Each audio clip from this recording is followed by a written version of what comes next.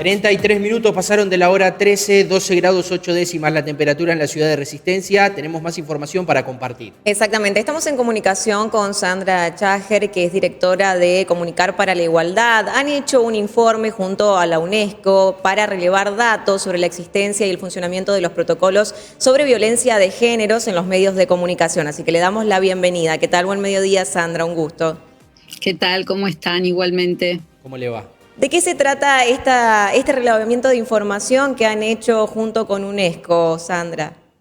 Sí, lo que hicimos fue una investigación que tiene 3 partes. Por un lado, entrevistas a periodistas de toda la región y un formulario de encuestas que circuló entre diciembre y marzo entre colegas y que se llegaron a recolectar más de 100 respuestas.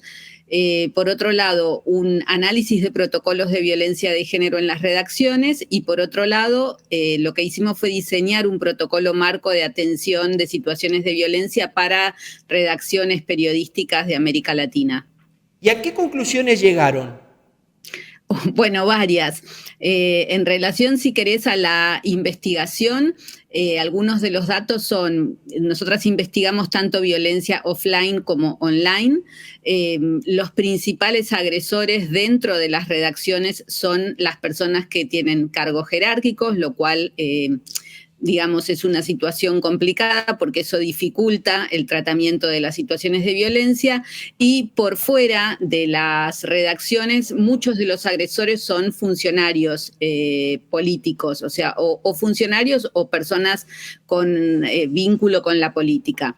Esto también dificulta porque en los dos casos estamos hablando de personas con mucho poder, que hace que para una víctima denunciar la situación de violencia sea algo complejo. Y esto creo que explica un poco otro de los datos de la investigación, que es que solamente se realizaron de los casos descriptos, que son 96, solamente hubo en un 28% de los casos hubo denuncias de las situaciones. En el resto las víctimas no denunciaron. Entonces acá me parece que hay que relacionarlo justamente con esta situación. Por otro lado, encontramos que si lo mirás desde el lado de la existencia de protocolos de violencia de género, hay un 43% de las redacciones que disponen de protocolos y un 57% que todavía no tiene. O sea que la mayoría de los protocolos son posteriores al año 2015 en la región. Ahí creemos que hay un vínculo directo con todo el movimiento Ni Una Menos, después el Me Too, o sea, cómo empieza a emerger el feminismo y la necesidad entonces de atención a las situaciones de violencia.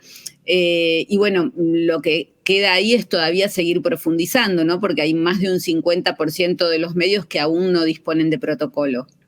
De los diferentes relevamientos de datos que se hicieron en América Latina, ¿cuál es el país que está más que nada funcionando quizás en un mayor porcentaje, o mejor dicho, perdón, no funcionan los protocolos de violencia de género o no los tienen preparados o quienes más sufren? ¿En qué país? Sí, no podríamos decir esto porque para eso hubiéramos tenido que contactar de forma igualitaria a cantidad de periodistas en cada uno de esos países y analizar en forma igualitaria los protocolos. Y la verdad, la investigación, esto también me parece que es interesante decirlo, el acceso a periodistas que completaran la encuesta fue relativamente fácil. Con 22 de estas personas hicimos entrevistas en profundidad, eso quizás no fue tan sencillo, pero se logró.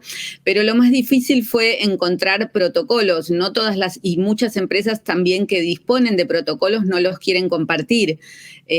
Acá me parece que es interesante ver que hubo más disponibilidad para compartir los protocolos en el caso de empresas pequeñas o organizaciones de noticias vinculadas a organizaciones de la sociedad civil y mucho menos en el caso de empresas privadas grandes que quizás disponen de la herramienta, pero no la socializan, no la divulgan, incluso entre sus propios staff, ¿no? Entonces no podríamos hacer una comparación porque no fueron la misma cantidad de protocolos, ni de encuestas, ni de entrevistas por país.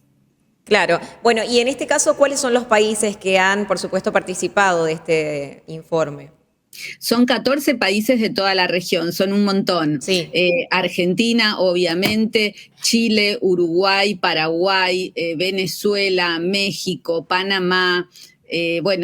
Son un montón de países creo nos quedaron algunos poquitos fuera, incluso Brasil logramos incluir, que vos podrías pensar que por la diferencia de idioma capaz que se hacía complicado, pero analizamos protocolos de Brasil y realizamos entrevistas con personas de ese país. O sea, el panorama es bastante amplio. No hay, sí, personas de países que hablan francés o inglés.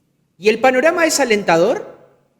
Mira, lo que nosotras vemos como positivo, un poco lo que te decía antes, que es que vos podés mirar esta cifra de cuántas redacciones tienen protocolos mirando la parte vacía o la parte llena del vaso. La parte llena es que de 2015 para acá ya tenés un 43% de las redacciones que tienen protocolos, incluso no solo las redacciones, sino también los sindicatos, porque hay varias redacciones, en varios países pasa esto, en Argentina es uno de ellos, que en algunas regiones quizás algunos medios no disponen de protocolo, pero usan el protocolo del sindicato y desde el sindicato hay una actitud colaborativa en este sentido hacia las organizaciones de medios. Entonces, esto lo vemos positivamente. Y otro aspecto que vemos positivamente también es que la valoración de tanto de áreas que trabajen específicamente la violencia de género como de los protocolos es muy positiva por parte de las y los periodistas. Habitualmente, antes de que se empezara a poner el foco en temas de violencia, cuando vos tenías una situación de este tipo, y en muchos medios todavía es así, lo mismo que en muchas empresas, recurrís a recursos humanos. Lo que fue valorado muy especialmente en la investigación es cuando las organizaciones de noticias disponen de áreas específicas para el abordaje de violencia. En general esto va muy atado a la existencia del protocolo. Si el medio genera un protocolo, lo que hace es en general armar un espacio específico con gente capacitada para la atención de situaciones de violencia. Bueno, esto es valorado muy positivamente por periodistas. Eso nosotras lo vemos también en forma positiva.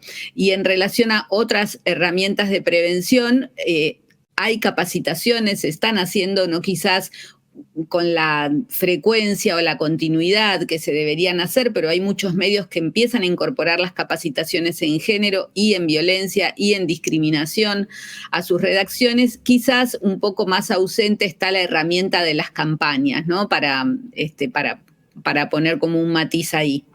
¿Cuáles son los miedos más frecuentes al no denunciar estos casos de violencia? Por ejemplo, el hecho de no poder tener la posibilidad de ascender en algún puesto laboral, de perderlo, el hecho de que la gente alrededor los califique de una manera negativa. ¿Cuáles son los miedos más frecuentes?